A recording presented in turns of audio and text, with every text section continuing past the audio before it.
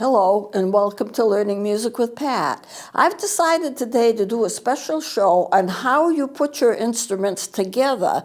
One of the things you have to do, and one of the things I do when I first get a student that has no experience with an instrument, I teach them how to hold it, how to put it together as well as it's supposed to be put together, and then how to blow in it, how to finger it, and that kind of thing. But the first step is always, how do you pick it up and how do you put it together so that you don't damage it? Now, this might seem to be a little silly to teach students to do this, adults and young kids, but the thing is, if you don't put an instrument together right, then you can damage it to the point where it can't play, and then you have to have the instrument repaired before you can play.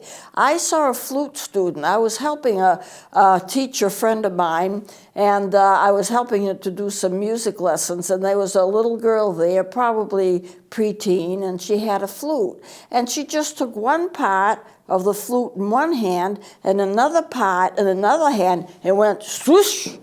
And lo and behold, she got it together. If she had missed, and if she had bent a little part of that when she was doing that, I mean, I would not allow a student to do that, but she probably hadn't been taught this a better way. But if she had made a little dent in the flute, she probably couldn't have gotten it together, and that meant that she wouldn't be able to play it, or it wouldn't play right. So it really is critically important that you put your instruments together just as they're supposed to be in order to preserve them, because an instrument well cared for and taken care of will last you for years and years. So I make no apologies of the fact that this is the thing that I do first. How do you put the instrument together so you don't damage it? Now with recorders, and I'll start with recorders, because this is what we're dealing with, recorders have three parts. And I'm going to use another recorder for this because it'll show up. This is a little Korean recorder. I'll hold it in front of the screen here so you can see it. And what I like about it, and I have two or three that are like this, it has a plastic device, or a circle around each of the parts, so you know what the parts are. So this part is going to be the head joint, right from here to here. That's the head joint. And then here to here is the body. From this part here down to here is the body of the instrument, where you see that second plastic circle. And then from here to the bottom is the foot joint. So you have the head joint, the body, and the foot joint. And a lot of instruments, you can take it apart for cleaning purposes, and you can have the three parts, and then you put them back together again. Now, not all recorders are like that. If you have a German recorder, and this is a German recorder made in Germany, whoops, can you see it? Yeah, I'll put it in front of me. Maybe that's the best way to see it. This is going to be the head joint, but the body of it and the foot joint are it's one unit. You can't pull it apart. Now, it's a very nice instrument. It plays very well. It's a German instrument, but you just have those two parts. But you can see if they made another part, this area would be the foot joint. Now, in this one, this plays fairly well. It's a blue recorder. You can't pull it apart at all. It's all one unit. It has a tone hole in the back, as usual. You can see it right where my finger is. It has the tone holes in the front, which you may not be able to see too well because of the fact that it's a little darker color. But they're there. The labium is going to be up here where my finger is, the mouthpiece, and it's all one unit. It does have a little design to it, so it looks like it should be able to be pulled apart. It cannot be pulled apart. So I have one here, though, that I have pulled apart. This is the head joint. It's a little plastic one. This is the head joint. This is the body. And this is the foot joint right here, all three joints. How do I put it together successfully without damaging it? Well, I have to be careful of any instrument I put together. I take one part in one hand, I take another part in the other hand, and I very gently twist it on. And there, whoops, get it right. And there it is, except I haven't put the bottom part on, but it's all aligned. I didn't jam it together. I held one part and the other part is twisted. Now I'll put on the foot joint in the same way. I take the body and I just slip this right in and it looks perfect. There it is, the whole recorder. Now, I don't jam it or anything. Now, most instruments, recorders and flutes, you don't have to use any kind of a sob. You don't have to use any kind of a cork grease or something like that to put them together. But once in a while, you'll get a hold of an instrument that has some cork on it. And you may have to put a little cork grease or Vaseline on. But usually for the recorder, I have an old one that has string on it, because evidently they hadn't invented cork yet, and it's a little fine string wrapped around, and I have to use a little Vaseline and lubricate that string in order to put it on. But even expensive instruments, sometimes you can't pull them all apart. Now, when you finish playing, you really need to take and clean it. I'm not going to do it, but I'll just talk about it. I like the parts with the brush on the end, and then you just stick it in and you clean it. Now, the bigger the instrument, the larger the brush, and they come in different sizes. So with a little instrument, you would not need to have a big one. I like this. I put an extension on it to make it longer because I liked it longer. You could also get, and usually you get cleaning rods. And a cleaning rod looks like this. It has an eye to it. This is the eye. If you can see, there's a space there. This is an eye. And you would normally put a piece of cloth. I just stuck a paper towel in it. But you would put a piece of cloth, not too big, but you know, a fairly small piece through the eye, and then you use that to put up and down the instrument and clean the instrument. The instrument needs to be dried out, because if it's not, then the pads won't last very long. Now, with the recorder, you don't have pads and things like that, so you don't have to worry. Now, there is something called cork grease. I'm not going to do the clarinet yet, but you can see that this clarinet, this is one of mine, I've got about 5 or 6 of them, has cork around it. And what you would need to do every so often is to take some cork grease. There is a thing called cork grease, and it's made to put around cork. So when you twist the instrument together, it goes together and it fits perfectly, and it's not a struggle. I suggest that if you have like a flute, let me take a part of this. This is one of my flutes. Every so often, you can see this part here. Every so often, you can take a little alcohol and rub it down.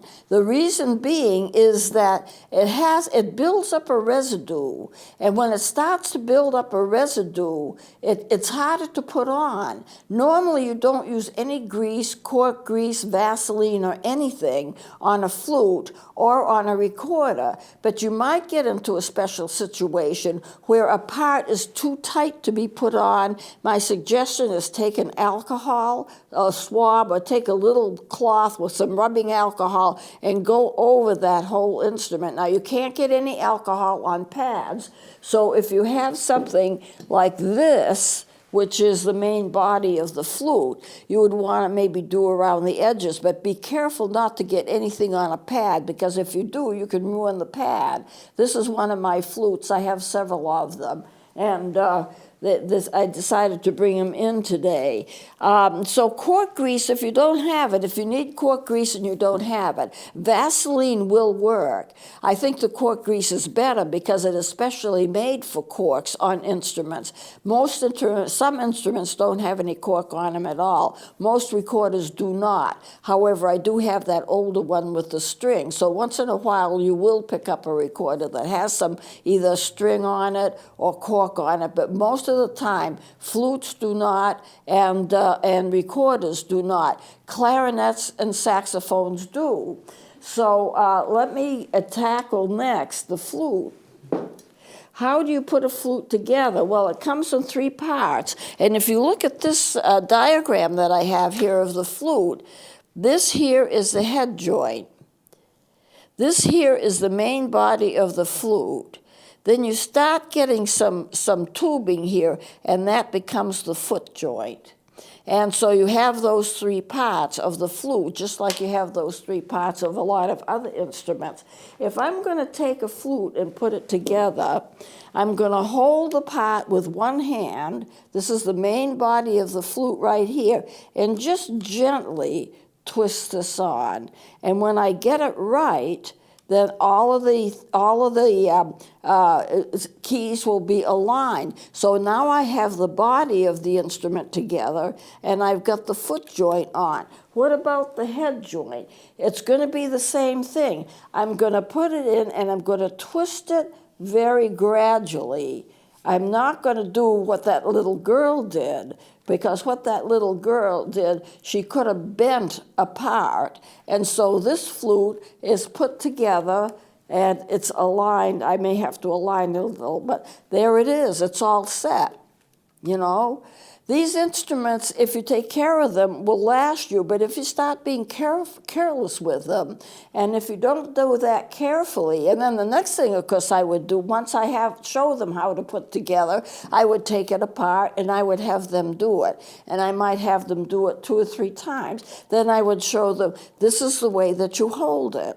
The left hand always on top, the right hand always on the bottom, the curved fingers never flat because you won't be able to close the keys right then, and the thumb hole in the back, it's not a hole, but it's an octave mechanism. And so this is the whole flute. You can play anything with a flute. The flute is a beautiful instrument, and it has the unique capabilities of kind of floating if you're doing a high descant harmony, which I often do when I'm playing flute, and it'll just kind of float on top of the music. And it is a gorgeous instrument. One of the things about the flute, though, you blow a cross step. This I've mentioned this before. This part up here, that's a lip plate. If I hold it like this, you can see it. And I twist it like this, you can see it. This is the mouthpiece, and this is the lip plate. I met a student once who came and couldn't play her flute because the lip plate came off. I don't know how it would come off. It's the only one I've ever heard of where the lip plate came off. I think it's kind of soldered on. And I've mentioned before, this little cap, let me put it here, this little cap on the end, that makes it so, I mean, it goes down in the inside. You only see the outside, which is more decorative, but it goes in the inside a certain distance, and there's a metal piece that goes around, and it keeps the air from going in both directions. If you're playing an instrument, you have to have the air going all in one direction, and because you're blowing across, there wouldn't be anything to stop the air from going in both directions. So they put on this cap, and the cap makes sure that the the air all goes in one direction. With an instrument where you have the mouthpiece in your mouth, such as the Fipple mouthpiece that you find in a recorder, your mouth acts as a cap and forces the air down in one direction. Now I want to take the clarinet. The clarinet, I want to give you a couple of diagrams of the clarinet here. This is the one I'm most interested in right now. So let me put this to one side. The clarinet has 5 parts. And this is the front of the clarinet. And this is the back of the clarinet. So you have both sides here. It's probably one of the best drawings that I've ever seen of a clarinet. This is going to be the mouthpiece right here. This space from here to here, that's a separate part. That's called the barrel. Then you have the upper body, which stretches from here right down to here, where that first, it looks like a little white line. That's where you put it together, the upper body, and this is going to be the lower body, and this is going to be the bell. Any instrument which flares out toward the end of the instrument, that is going to have a bell. There's not a huge bell, but it is a bell, so let me go over that again. Mouthpiece, barrel, upper body, lower body, and bell. And in the back of the instrument, you see there's a thumb hole there, and there's a key right there, and this is going to help you get higher notes. Now, you're not going to get an octave when you use it. The clarinet is somewhat interesting because you get an octave plus 5 notes. So you have to learn a different set of fingerings for the upper register than you do on the lower register. With a saxophone, you press the register key, a little key pops up, and it just goes up an octave, and that's how you get your octaves on a saxophone. For the recorder, you half hold the thumb hole in the back, and then you get octaves for several of the notes, actually most of the notes on the recorder. But when you get to a clarinet, you get more than an octave. You get an octave and 5 notes. So what's going to happen is you have to learn a whole set of fingerings for the upper register. And this would not be an octave key. It's a register key. But here again, mouthpiece, this is the back of it, barrel, this is the back of it, the upper body until you get right here. And then this is going to be the lower body right here, and this is going to be the bell. Now, how do you put a clarinet together? Well, a clarinet is a little harder to do than some of the other instruments. It's a little bit more complicated. What I'm going to concentrate on is the upper body of this clarinet and the lower body of this clarinet. And I don't know, this may be a little hard to see, but there is a little lever right where my finger is. I don't know if you can pick that up or not, but there it is, a little lever. And this also has a little lever right here. Whoops, let me put it where you can see it. This is a little lever right here, and there's this little lever right here. I take my hand and I hold the top part, the upper body, and this lever pops up. Then I have to slide the lower part of the instrument, and I slide it in so that the one is laying on top of the other, exactly like that. I've got it exactly right, and I hope you can see it. I'm going to turn it around, but this is the lever. I can point to it, but I'm not sure you can see it.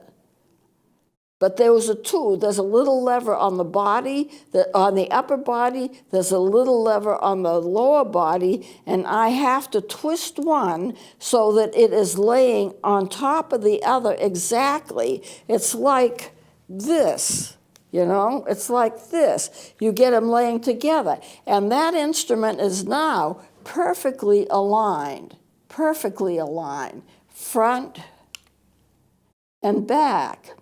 And so what I do next, I'll take the bell, here's the bell of the clarinet, and I will gently twist it on. Remember, this is cork, and every so often you need to put cork grease on it, or possibly Vaseline will do if you don't have cork grease, but I think cork grease is better. It's not expensive, and you just twist that right on, and there it is.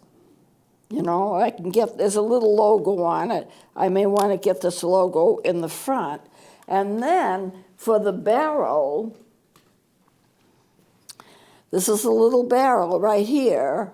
And this is the cork right here. And I've put cork grease on it. And here again, twist it on gently, and there this instrument. The only thing, I didn't bring a mouthpiece, but it would be the same thing. The mouthpiece would have a little piece of cork on it. Every so often you need to put cork grease or Vaseline or something on it, because otherwise it's not going to be easy to put together. It kind of dries out. Now, you don't have the corks like that when you're working with a flute. You just don't. And you don't have them usually with the recorders. You will also notice, and I don't think you can pick this up, but there are pieces of cork underneath some of these keys. I don't think there's any way you can pick that up. But so when you put it down, it goes down not on a hard surface. If I press this key, then this key here opens up. I don't know if you can catch that, Rick, or not. You got it? Okay. If I press one of these side keys, but saxophones and clarinets are great with their side keys. If I press this, I'm going to press the top one. And if you watch it, this key opens, the top key. If I can get it so you can see it.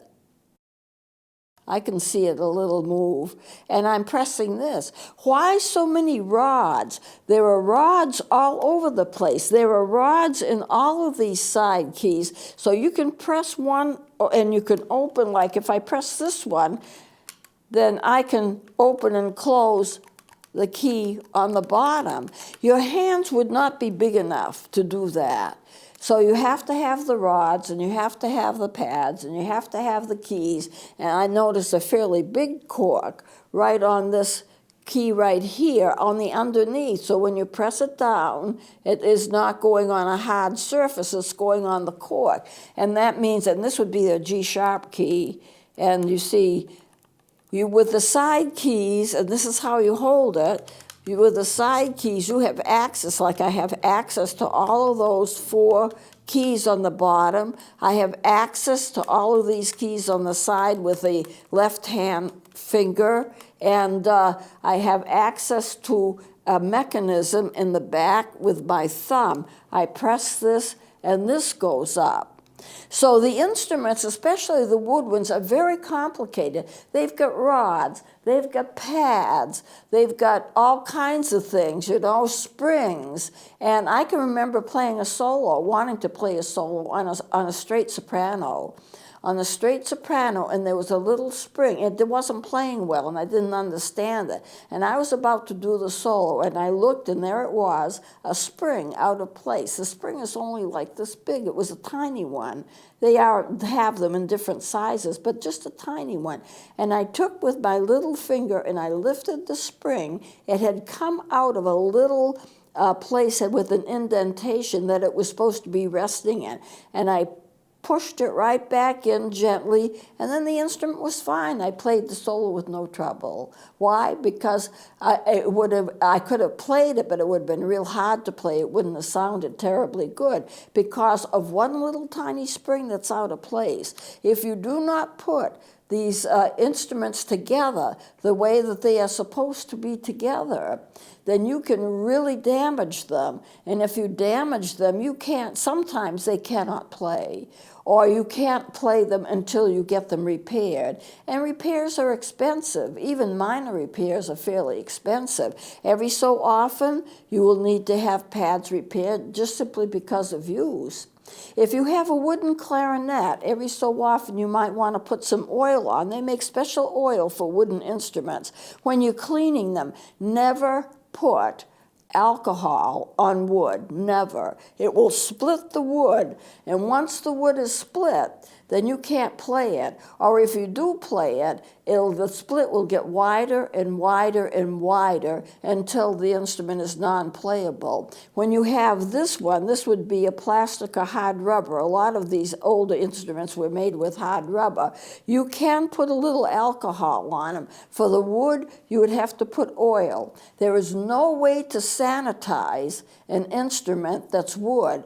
No one should be using anybody else's instrument unless it's a teacher who is checking it to see that it's all right, to make sure that it's working all right, because it's hard to sanitize instruments. Now, I know with flutophones and recorders, I used to teach in an elementary school, and you might have several people using the same instruments because one class would go, another class would come, and I spent half my time sanitizing. And you can do that with rubbing alcohol as long as you are rubbing it down on plastic or metal or hard rubber. You cannot do it with wood. My suggestion is nobody uses anybody else's instrument. You have an instrument, you do not let anybody use it, except possibly for a teacher who's checking to make sure that it's all right or checking to show you something. And in that case, you would sanitize the instrument before you switched for another person, including your teacher, to use it. And then after the teacher was finished using it, you would sanitize it again. Well, I can see that we don't have much time left, but I do think that this is really important for you to understand this. And I brought 2 or 3. I've got well over 300 instruments in my collection. I love all of my instruments. I take good care of them. This is one of my clarinets. I have several. That was one of my flutes. I have several. I was also going to show you things about the saxophone. I don't have time to do it right now. I may do it next session. So, but I do want to do a special class on how do you practice. How do you get the most benefit out of your practice time? So we'll continue next time. Please join me then.